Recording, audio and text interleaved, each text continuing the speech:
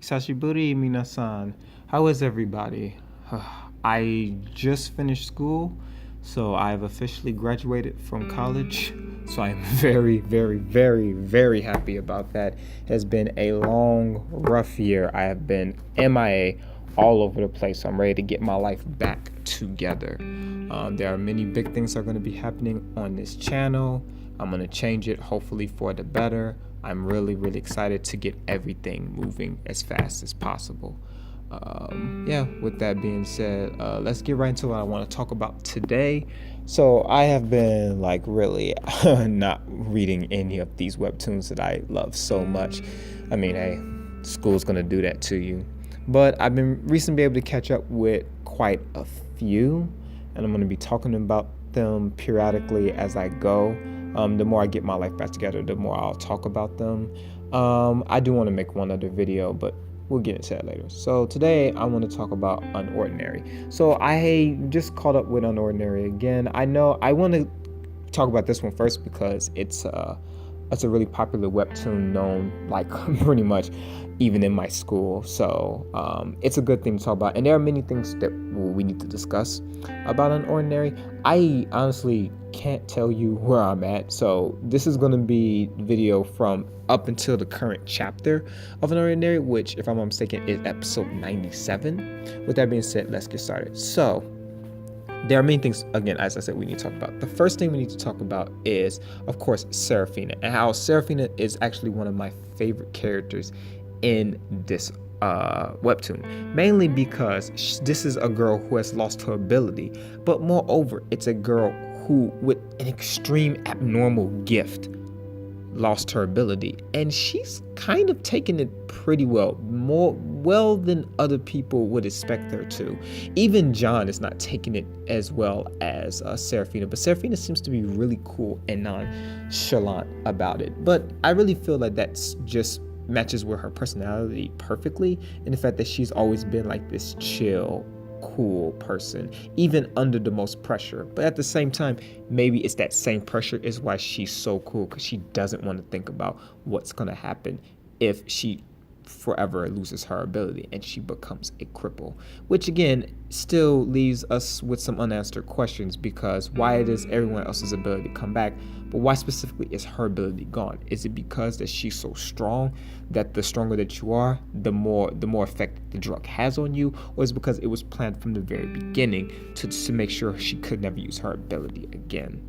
I don't know, but that little aspect of it has been pretty interesting, and I really do like how that whole little mini arc of Unordinary has been playing out in terms of, people are finding out that Seraphina is lost her ability, and what does that mean for the school, and what does it mean for the hierarchy of the school.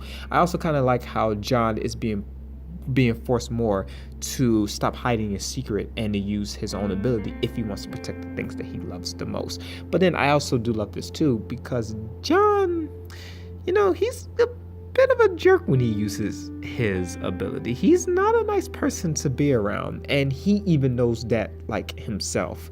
I love I believe like episode 86, where Isan clearly explains that he knows he's such a bad, terrible person with his ability that he chooses to get his bones broken every single day rather than just use his ability to take over the entire school. I think that this is, again, just really interesting. Oh, and while we're talking about John, some new characters came into play, and I'm just really interested to see about how they're going to play in this whole plot of Ordinary. Two detectives came into play to question Seraphina about the book Unordinary. Now, what is interesting about this one character is that he was the guy who took out John. So I'm really interested to see. I really do want to see them fight, even though that may not happen for a while. And I really want to see like how their fight goes down, because as we know, John right now is probably the strongest like ability user like in the entire series. So for someone to be able to take him out, especially in his younger, more like arrogant days, I'm really interested to see how their fight will turn out.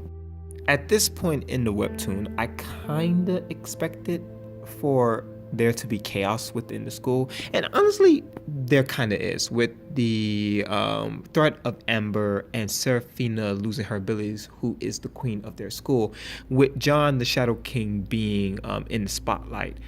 And it's slowly being found out that John is more powerful than people think. The school is kind of in shambles, but I thought it would be a little bit more chaotic. I kind of like how it's in this, like, this precarious state, just because a school going into chaos wouldn't be a little more interesting, because it's what we expected. But I'm really interested to see how Seraphina's abilities and John's abilities, and how all this is just going to play out within the Webtoon series. So then I guess we can go to the current arcs right now, in which Remy has been researching Amber for a long time, even to the point where no one knew to the extent of what she was working with Amber with. And she's found out some interesting things. And it's funny because the author is a genius for this, because there's really nothing new that has been said about Amber than what we have already assumed in the very beginning. How the authorities were kind of with Amber to take out low tiers, and how they weren't really doing nothing about it. And it could be a theory proven that Amber is giving weapons to the government is giving weapons to Amber. So pretty much nothing new has been reported about Amber.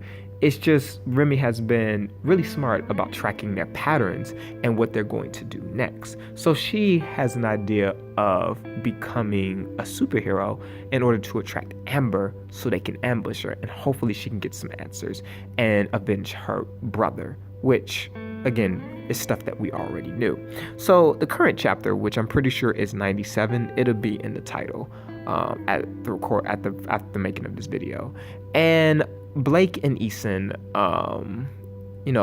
catch her in the act. And what they want to do, they want to help her so that way she's not alone, and, the cute girl doesn't, die. So they give her a suit, and they're going to this town called Brandish to catch a low-tier supervillain, you can call him, that has been causing trouble in the neighborhood. But what is interesting about this to me is that at the end of the last few panels, Blake and Eason are on the train, but Remy is by herself.